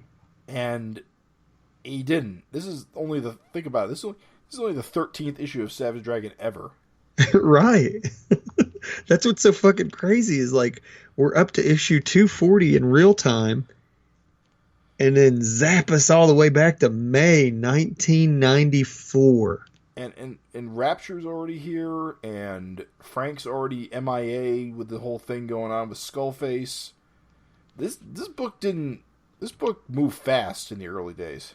They didn't fuck around. I mean, it moves pretty fast now, but I'm just saying, like, yeah, like you said, like when you think of Jimbo, like you kind of feel more like what would you say in your head, like 30s, 40s? Yeah. Not issue 10 for sure. But so awesome, dude. We can't not honestly like soak up all this. Like we even got a vintage Josh Eichhorn. Look at all these fucking names in the credits. He's queen for a day. Who are these people? I know, dude. Look at the color separators. Remember when that was a thing? Who's Janny Wong as an editor? I don't know, dude. Like, isn't that so weird? Ruben Rude. Well, we know who Ruben Rude is. No, but I'm saying to think of him as like colorist. Oh, right. That's crazy. That is the Ruben Rude, right? Isn't that the same one? The dude? Yeah. Okay.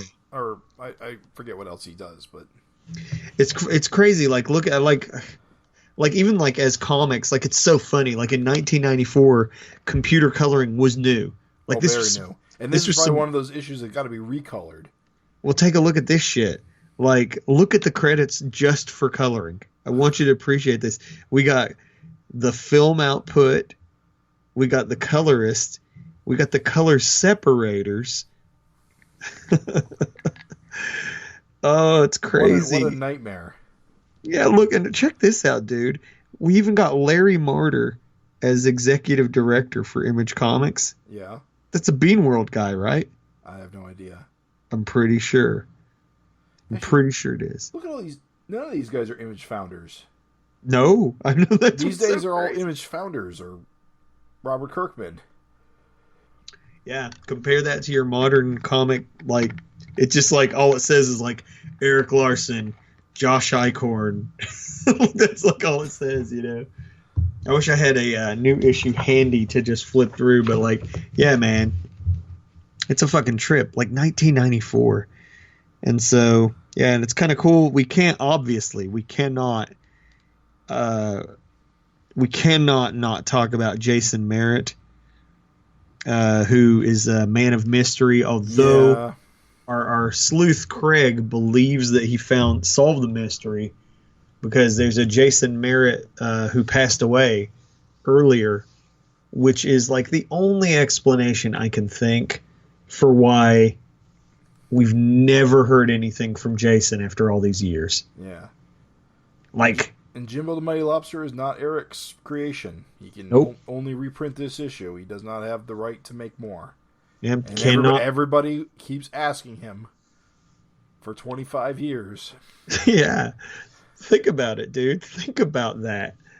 For 25 years, he's had to hear, "Bring back Jimbo the Mighty Lobster."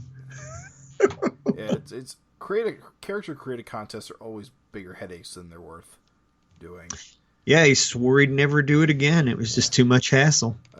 This one in particular, basically, it was a big. I don't know right off the bat what the initial problem was, but the fact that he couldn't get in touch with the guy again was a big problem. I feel like we kind of glossed over that important factor. Obviously, a lot of longtime FINcast listeners know, but we do have new listeners all the time. Jimbo da Mighty Lobster was a character created by Jason Merritt for a create your character to be in Savage Dragon contest that Erik had. And now I remember why Erik hated the contest. It wasn't so much the Jimbo da Mighty Lobster being the problem. The problem was like all these entries that were like based on like Dragon's origins or like his brother. Oh yeah. Or bullshit like that. Oh yeah. And he also said stand it. He also said that people like accused him of like, oh yeah, things that he like, oh, you saw my character and you didn't. And he's like, no, dude, like I made up this character when I was like 6. Like it's not a basis on yours. But like he had to deal with it for a long time. He said he swore he'd never do it again. I would not. So I will just say that get Savage Dragon. Submit to the funnies. Yeah, that's it. It's fucking cool though. I will say it is cool that Jimbo da Mighty Lobster has endured all these fucking years later. Like, still, it's way interesting. More popular than Powerhouse. Would you think? I think if you put him side to side, he'd probably win a contest. I feel like Jimbo is more popular than Zeke. You know what I mean? I don't think Zeke is recognizable enough by a casual. Yeah, that's what I'm saying. I feel like Jimbo's made a lot of lists. You know, this character, like a lot of weirdos, comic book weirdos. Yeah, so it's cool. Like Jimbo's just like a fucking profanity spewing Popeye lobster man, basically. And so, you know, the book opens with fucking Jimbo kicking ass. And then, of course, we get introduced to Jimbo's unique, one-of-a-kind way of speaking. He's even got his own word balloon treatment. Like with the rough edges and the yellow around it. Oh, yep. Jimbo, don't kill him. He didn't mean nothing. Nobody can fucking beat me. You hear me? You fucking hear me? Nobody. I'm getting fucking tired of hiding. So good, dude. How do you hear Jimbo in your head? I'll be honest, I don't. To me, he sounds like Mickey from Rocky. Oh, yeah, okay. That makes sense. He's got the hat. I'll fucking show you sons of bitches who's boss. I'll fucking find that fucking dragon fucker. Now fucking kick his fucking ass. So good, dude. Classic. Then Cutthroat. Look at this sweet Cutthroat. This image, this encounter with Cutthroat's always been kind of weird to me because he's got that fucking leg cast on. Mm-hmm. Like what happens is I don't notice it in the splash page, and then you turn to like where Dragon's punching him and he's flipping upside down, and then suddenly you really notice it. And you got to go back and check. Has that been there the whole time? Oh, really? I don't know. I guess every time I read it, I miss it the first time. Like, why would Cutthroat be out with a busted leg doing this? I love it, dude. That's just what a badass he is. He's Cutthroat. Not a badass. It's like the whole gimmick is that he's a fucking pushover. But see, that's what's so funny is, like, take it all the way back to 1994. Yeah. Like, I was a freshman in high school, dude. Fucking almost an 8th grader, right? Uh-huh. Fucking 9th grader me thought that Cutthroat was fucking awesome. Like, look at his design, dude. Eye patch, big ass fucking skulls everywhere. Yeah, I didn't know any better. I didn't know he was a joke. I just thought he was sweet. The guy's missing an entire lower part of his arm. That's what makes him awesome, dude. Okay. I don't know. I never took Cutthroat seriously. You never took him? You never thought he looked cool? Not really. I mean, he's like the literal definition of an edgelord. Oof. Yeah, accurate. What about Killraiser? Hellraiser, I don't like him as much either. Damn, he's another one that just kind of looks kind of 90s. That's what makes him so great. I love him. And what is it? Hellraiser? It's Hellraiser, right? I thought it was Cutthroat and Killraiser. Maybe. I know it's been a while. Listen, guys, please don't. He's been dead a while. He doesn't matter. He's fucking dead. Fuck him. But yeah, dude. And it's funny too. Like, I really like, even though this art, think about how old this fucking art is. Yeah. But I still like this, like, early Erik art, don't you? And the coloring's really neat too. It's got like this really neat texture to it. Yeah. Almost like painted.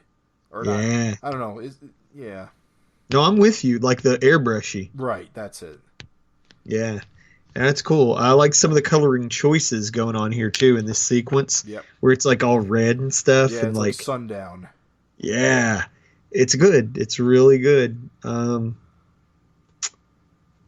Yeah, man. Fucking, I do love his like one long leg cast. I've never seen a cast like that in real life. Yeah, it doesn't make a lot of sense. I guess his whole leg is completely shattered. But then how is he even walking? I don't know. The cast. It's just a fucking cast. Dude, I like that fat guy too. Just that great big like he looks like Kingpin. Like just a great big like huge dude. It's good. Fucking wimps. I'll fucking show them. Jimbo. And now he's on an airplane. I guess he's flying to Chicago to prove something. That's it, dude. He's on a mission. I gotta say, Erik is the most critical person of his like early art, and I gotta say, this dragon is kind of wide. He's awesomely huge. I don't know if I've said this. I'm sure I have in as many FINcasts as we've done. But my favorite dragon is enormo arms, tiny, tiny legs dragon. Right. Yeah. That's my favorite dragon, dude. Because guess what? Here's what's so funny. Is, all right, you think it's a cool visual in a comic, right? Yeah. I was walking around Point Park here in Pittsburgh, and an actual human walked by. Okay. This motherfucker looked like he never even heard the words leg day. Okay. He had the dinkiest legs, but his fucking arms were cartoon veiny big, right? Okay. And it was a cool visual in real life, too. That's you know what's really going on with this issue? Erik is doing like this really like thick shadows. Lots of shadows. Like really like black. Yeah, like fucking shadows everywhere, man. Like, yeah, this rapture drawing in particular. Mm-hmm. Like, you talking about the right tit shadow, right? Yes, specifically. Yeah, lots of shadows. Yeah, but I mean, it's kind of cool, right? Like, Yeah. is it like look at the nurse Anne. Fucking oh god, Anne. Look, wait a minute. You can call me Anne. Is this where fucking Nurse Stevens? I was about to call her Nurse Stevens. That's what's fucking with me. Yeah. Like, is this where fucking Dragon and Anne Stevens meet? No, they meet earlier, but they Dragon's I don't believe knows she's Mighty Man yet. Okay. That is still a secret because I don't think Freak Force has happened yet. Rodney Schwartz Blatz. Remember the fucking fake out dragon? Like with the old... right, yeah, that comes up. That, again, that's a plot line that I thought ran a lot longer. Right. And it's coming up here basically being debunked pretty much conclusively. Yeah, prints don't match. Love it. I love it, man. I love that here's this fucking issue from all these years ago, and you can look through it, and it's still visually interesting. I'm just going to say it. Those rapture nipples, it's great. It's just great rendering. I think they're a little not very good. It's gratuitous, but it's great. I'm not sure if nipples look like that. I mean, they can. Does she have innies?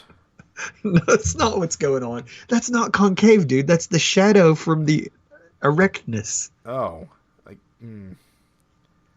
You didn't think of you didn't. That's not hitting your eye as like going inward, is it? Well, it looks like the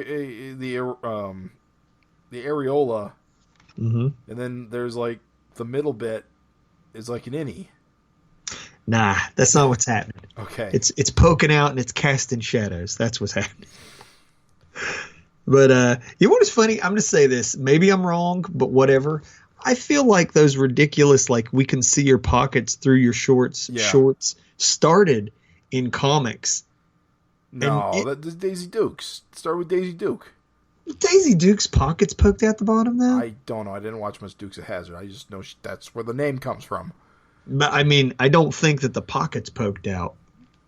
I don't know. But I remember thinking, I was like, if you rip your jeans enough, the pockets are going to poke out. Well, I remember thinking, I was like, that's so fake and cartoony. That'll never happen in the real world. And now it totally happens. I see that shit all the time. Yeah. Pockets poking out of shorts. I see that all the fucking time. It's fucking crazy. And she's basically created jean thong here. Yeah, it is. It is a jean thong. I don't know how comfortable that would really be. We've really paid a lot of attention to this page. What's up with? No, it's good, dude. Am I crazy? It's got to be the blue coloring, but Dragon's face in like the third panel of the police station doesn't look like Erik Larsen. No, it's weird. It is weird. That does not look like a drawing he would do. It's got to be like it's the shadow stuff, and it's like the coloring is making it look. I don't know. No, you're right, dude. You're absolutely right. It stands out to me. Yeah, it's funny because on a page full of very Larsen-y things, like super, like that last panel, just like his hand and his face, like super Larsen-y, and then like, yeah, that one face right in the middle, it's not very Larsen-y looking. Can you say, like, take a look at, like, the feet there in the I've Got Places to Be Lieutenant? Yep. Doesn't it kind of look like something was rubbed out there? What, I mean, like his left foot? Yeah. Like, it kind of looks like it was just edited out, maybe. I don't know. I think it's just because it's in shadow, it makes it look flat. Right. Because you can't make out the shape of his foot. I don't know. It's good stuff. Oh, shit. You know what? What's his name? Lieutenant whatever. He's got the same thing going on. Yeah, with his foot looks wonky because the angle he's standing at. Maybe you're right. It looks edited. I can tell what's going on with Dragon's like left foot. It's kind of like the way it's arched. He's like he's taking a step. Yeah. But yeah, just it kind of looked like something was maybe censored out or rubbed out there. Still though, so good. Like just like you said, like reading these old plots and stuff. Like. And we get to the main attraction. There's two strong dudes beating each other up. Dare you fucking See? Dare? Tell me that's not Mickey. Dare you fucking Thought I'd have to tear the whole fucking city apart to get your attention. So good. Just wants to kick the shit out of you, that's all. I remember when as a kid, see how shit is like $, £, exclamation point plus? Yep. I thought that was so fucking awesome and clever. I thought that was so clever. Look at this panel of like Dragon, like when he's getting punched by Jimbo, like off the page. Yep. Look at his face. Isn't that just kick ass? I'm still feeling it, dude. This art holds up. It's crazy. I don't think there's. It is just noticeably different. Oh yeah, that's what's so funny is like bathed in shadows. Like you nailed it right away. Like even characters in broad daylight. Yeah. Just bathed in shadow. I'd have to read some more issues around it to see if this was like an experiment issue. Now here's what I'll say is you want to talk about like a very 90s thing. Check out that POW panel where it's like a color silhouette. Right. You don't get a lot of color silhouettes and shit these days. No. Like, it's just not a thing people do. So good. I love this. Just to do the hilarious dig. That wasn't very nice. I like my lobster tender and sweet. It's good. It's good stuff. It's really too bad that Jimbo couldn't stick around because I bet he and Mako would make a good duo. Holy shit. What, really? Jim, I just found fucking Waldo. What? For the first time. Oh, you're right. He is right there. I've been reading this fucking issue for years. And I never saw Waldo there above Dragon's boot. That's funny. Holy shit, dude. It's crazy to read something that you've been reading for decades and fucking see something new. What? I thought you would just come to the revelation of Mako and Jimbo teaming up as some sort of revelation. Oh, listen, I would love to see that. I mean, if only Jason Merritt was still with us on this mortal coil, rest his soul. I would fucking love to see Jimbo da Mighty Lobster and fucking Mako come back. Maybe for issue 250. We can finally get Jason to approve. 90 years when Jimbo becomes public domain. Yeah. Well, no, after Creator's death, isn't it only... I don't know. Oh, it is 90 years. Oh, yikes. Anyway, Savage Dragon 400, the return of Jimbo. Get ready to bleed, asshole. I'm the fucking strongest fucker around. Don't fuck with Jimbo da Mighty Lobster. So good, dude. Oh, it's fucking awesome. Yeah. Here's Jimbo throwing a building. Remember that dude threw the building recently? Yeah. And we're like, oh, he's throwing a building. 1994. Topped. That does it. I'm pissed. So good, dude. Just the action scene of Dragon like coming at him. Chicago, my home. I'll be damned if I'll let you destroy it. So good, dude. So sentimental. It's good. Man, so good. Like, just this classic.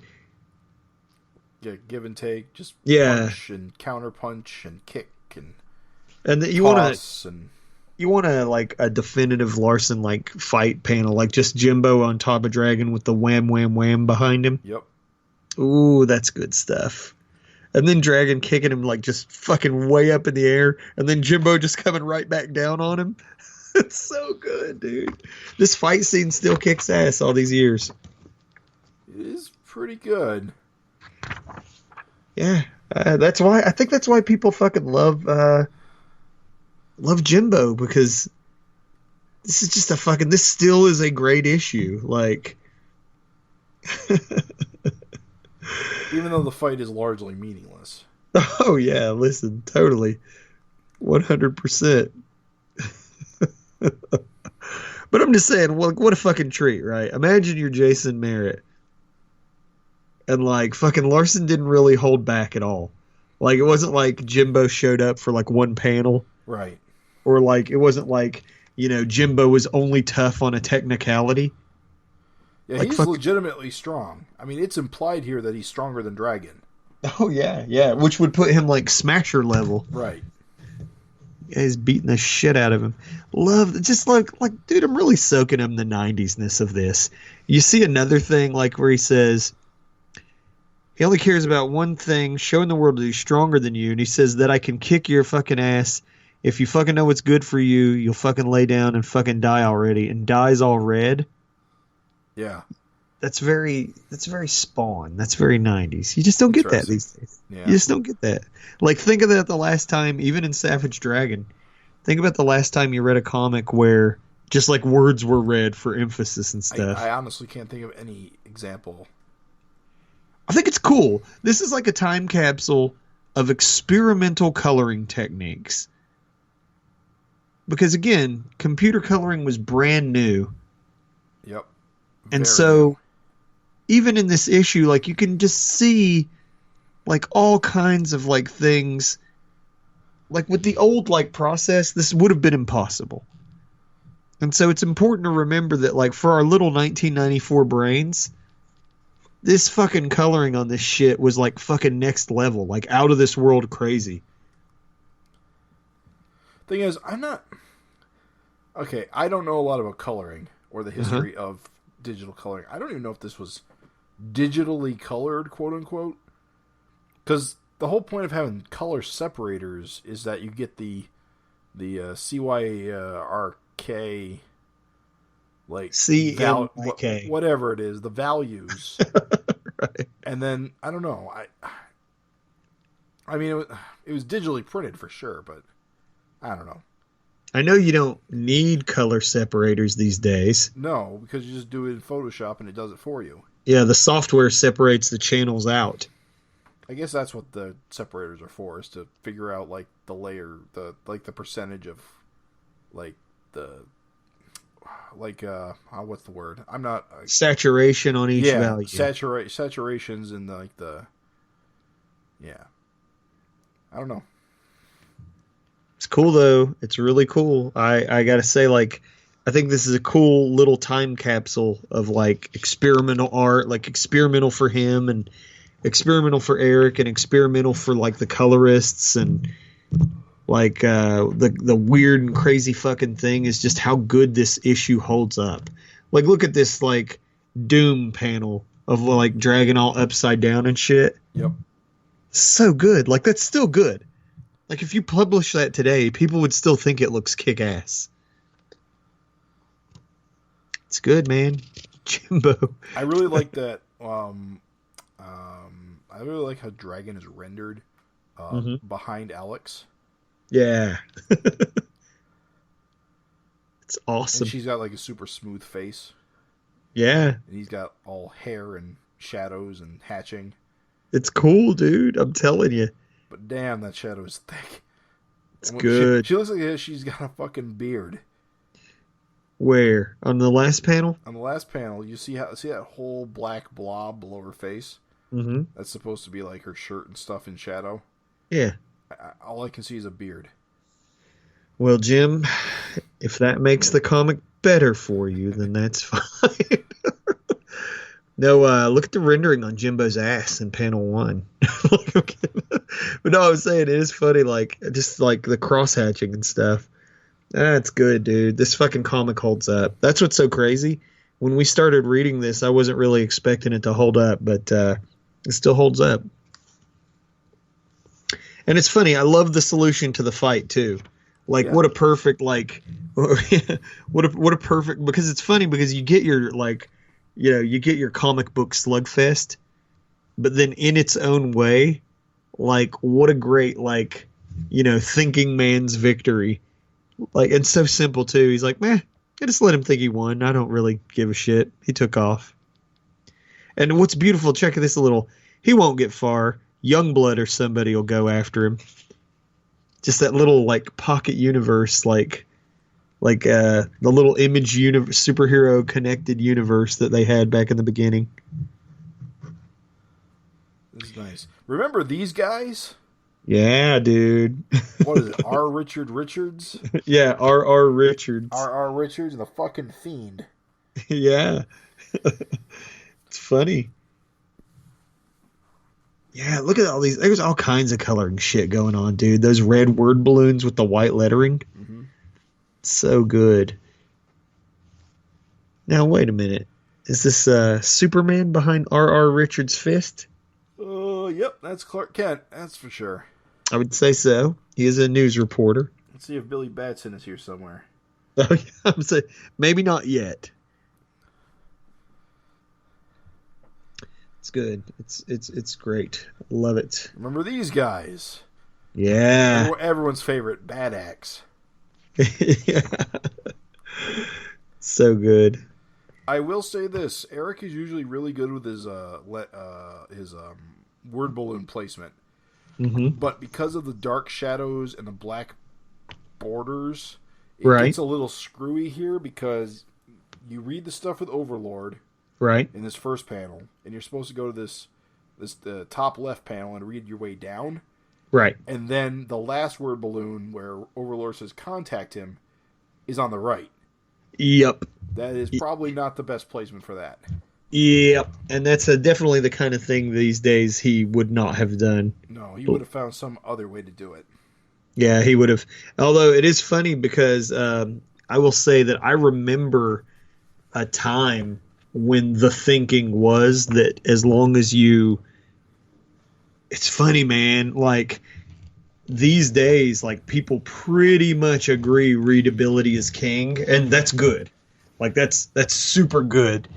But, man, I remember, like, fucking people would number panels and draw little arrows, and, like, shit was, like, all out of whack on a page. Like, literally, you never knew where the fuck a layout could take you. And, yeah, this is one of those moments, good point out, where, like, that flow is... that flow is a little rough. It's a little unnatural for sure.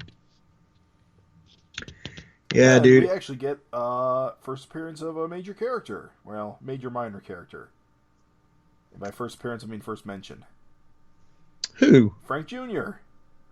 Where? It's a boy. That's right. Oh, yeah, dude. Oh, man, it's so cool. 1994, Frank Jr. Yeah, still in the book. That's cool, man. That's fucking cool. Now, wait a minute. Hold the phone. Look at this picture of Jimbo the Mighty Lobster as actually rendered by Jason. Yeah. It's dated 1992. Right. And yet, this comic was published in 1994. Yeah, amazing. I'm just saying, like, what gives with that 2-year gap? What do you mean? He created Jimbo Mighty Lobster in 1992. Erik ran his contest. He submitted it, and then he got in the book in 94. Oh, it explains kinda here. It says the deadline was July 1993. Mm-hmm. When did he launch the contest? Well, it didn't. The contest didn't say the character had to be new. Mm-hmm. It could maybe the guy drew him as for fun, and then the contest happened, so he submitted him. I mean, he must have already been a Dragon fan because the Dragon's getting beaten up here. yeah, exactly. Look at Jimbo's fat ass. I gotta say, Erik basically nailed the character. I mean, the character didn't need much improvement. Oh, he got it, dude. It's funny how, yeah. I mean, excellent observation. I just want to agree with, because like he just really captured exactly what Jason did. He captured the essence, like the little teeth and the eyes, like so good. Hey, shut up. And I suppose we have a picture here of Erik buried in submissions. Like at the top. The days before email. The ultimate character creating contest. Man, how crazy. Look at all these fucking weirdos.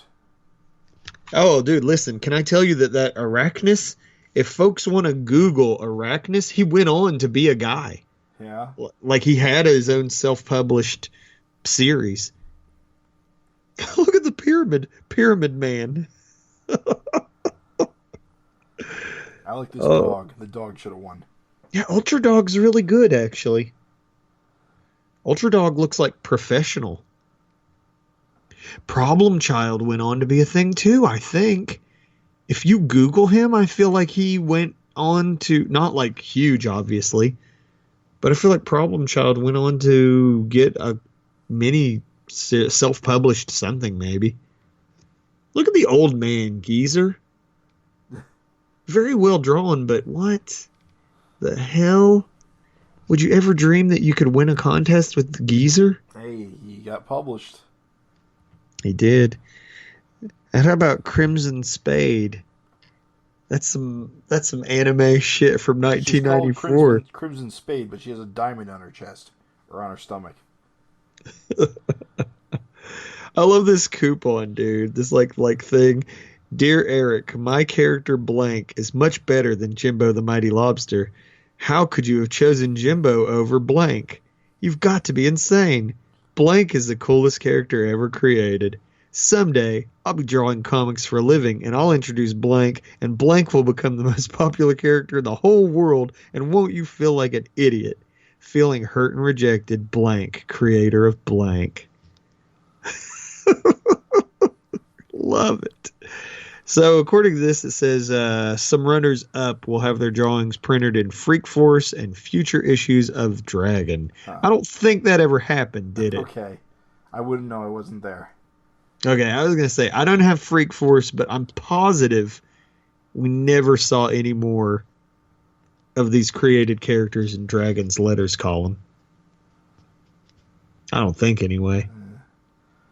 Hey, here's a picture of the real-life Dung. I've never seen him. The real face of Dung. John Fogerty next to him. Oh, dude, I'm sorry. We got to look at this fucking profile on Name Withheld. Oh, hold on. No, this is gold, dude. Not only does it say Name Withheld, which I'm sure everyone knows is a reference to his infamous Peter David letter. It says Oakland, California, 31. At this point, much younger than I. Much younger than I at this point. Favorites: Hostess Snowballs, Coffee Crisp, Captain Crunch. What is it, Erik? Yeah, obviously. Oh, okay. Yeah, man, Name Withheld. That's got hair. It threw me off. It says Curly Fries, Amy Mann, Beautiful South, Army of Lovers, Elton John, Jack Kirby, Gil Kane, Walt Simonson, Frank Miller, David Letterman, The Simpsons, Seinfeld, Hill Street Blues, Humanoids from the Deep, firing off long fucking irate letters to the fan press, despises having my name misspelled, Josh Eichhorn, wedgies, and people who rip off my characters. So good, dude. Influences: Kirby, Kane, Miller, Simonson, Byrne. Writing: Keith Giffen, Vic Sade, radio show. Books by Henry Shute, Steve Martin. Movies, nonfiction. Bernie Taupin lyrics? Nice. Is this fine? That's some crazy shit. You know who Bernie Taupin is, right? I don't know. No shit about it. Oh, Bernie Taupin is the guy who wrote most of Elton John's most popular songs. Oh, all right. Well, I know now. Do you know who Elton John is? Who is that? No. I'm good. I'm not that dumb. I'm pretty dumb, but I'm not that dumb. Oh, dude. Everything about this, extremely obscene. Love it. Fuck the critics. Fuck them. Fuck them. Fuck the critics. And it worked out pretty well, I'd say. Yeah, yeah. I like this, even the back, like the watermarked image behind the May releases. Yeah. You just got like Dragon, Rapture all naked with Dragon with his little half-formed hand. Wait, new releases? May releases. Oh, you know what? I think that got cut out of the digital copy. Oh! I got all the letters pages, but not that. Oh, those buttholes! Oh, good. So, do you have the extremely obscene with the profile? I have that page, but not the following page. You don't have extremely obscene. The opposite page, it says extremely obscene, and it has the big reveal where Dragon has the unhealed hand and Rapture's all naked. But it's got a bunch of covers for future comics, right? Well, it's only got one. It's got Vanguard at the top, and it says the one to watch, and it's selling Vanguard. Interesting. I wonder why they cut that out of the digital version. It's weird because I'm looking and there's no real reason because the May releases that this is promoting are all Erik related. It says Savage Dragon number 10, which is hilarious because that's, what we're reading. And then it says, oh, dude, I'm sorry. I can't resist this chance to read this copy in on the next issue voice. Have at it. Oh, dude. Savage Dragon.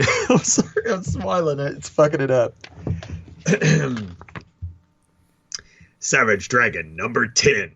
Erik Larsen, the fucking dragon, faces off against the winner of the Create a Fucking Character contest. This reader-created character goes toe-to-toe against the Savage Dragon, against the Savage fucking Dragon.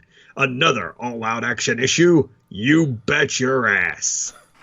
So good, dude. Well, that's one thing that hasn't changed much. All of the copy on the May releases is loaded with Jimbo speak. So you got Savage Dragon number 10, Freak Force number 6, and Vanguard number 6, and all of it is written in that way where it's like an origin so starting, so controversial, it defies fucking imagination. So good, dude. It says, I'm sorry. I know the readers can't possibly care about this, but this is the listeners can't care about this. This is cracking me up. It says, readers will spontaneously combust from coast to coast over this red hot fucking issue.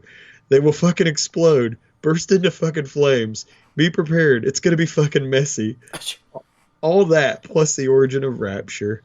It's another dose of solid entertainment for the funny book dollar. Highly fucking recommended, not to be fucking missed. A surefire hit, no fucking joke. That's all in the solicitation? Yeah. Wow. So good, dude. I'll spare him the Vanguard. Read it yourself, folks. Okay. And then we got letters pages. Does your digital copy have the letters pages? Yes, it does have all the letters. Okay, cool. Yeah, man. And just so many pages of letters. Look at this. Andrew Sprague, like his little Halloween contest, trolling for babes. Oh, this is great, dude. This is fucking priceless. Raven, keep talking. Is Olaf Beamer still reading the book? I think he is, isn't he? Chris McJunkin? I feel like these guys are still reading, dude. Brother Subliminal, no address given. Classic. I don't know, just all in all, this is fucking fantastic. Did you get the back issue? I mean, the back cover, which is for Wildstar. So I'm assuming that you didn't. Stephen Lambert, Matt. Oh, dude, it's so good. These are fucking so good. Like, this is a awesome trip down memory lane. Well, whatever you said, it was really interesting. Oh, dude. Basically, yeah, you didn't miss anything too interesting. I just said, does yours have the Wild Star trade paperback on the back? No, it looks like all pages advertising other comics were cut. Okay. But wait, there's more. Wild Star, the trade paperback. Oh, dude. Fantastic. Fantastic. What a great issue. Fun issue to cover. It's good to actually do a retro review again. Yeah, we've been wanting to, listeners. We really do, but you ain't got the time. We got current issues to review. Yeah, you heard how long it took for us to go over what we're currently reading. Oh, so good though, Jim. We got to do this again, dude. Well, we got to get 240 done, which we hope to do next week when Craig gets back. Right. So look forward to it, dear listeners. I'm excited. Because 240 is a fucking belter, and we don't want to do it without him. Oh, yeah, that is a hell of an issue. I can't fucking wait for that one. So thank you for indulging us. Thank you for this walk down memory lane. Thank you, Jim, for this opportunity. So fun. Just going over that time capsule. What a treasure. What a treasure indeed. What a treasure. What a fucking treasure. What a fucking, you fucking treasure, you. You fucking treasure. So treacherous. So good. I love it. Thank you, Savage Dragon listeners, for joining us for this chunk of 1994 gold. It's aged like fucking fine wine, in my opinion, anyway. Or at least boiled lobster. Jason, if you're out there somewhere, God bless you, if you're man. Listening. Rest your soul. I'm going with that theory. I think that's highly feasible. Trying to remember how they ended Unsolved Mysteries. If you know something. Do do do do do do do do do do do do do do.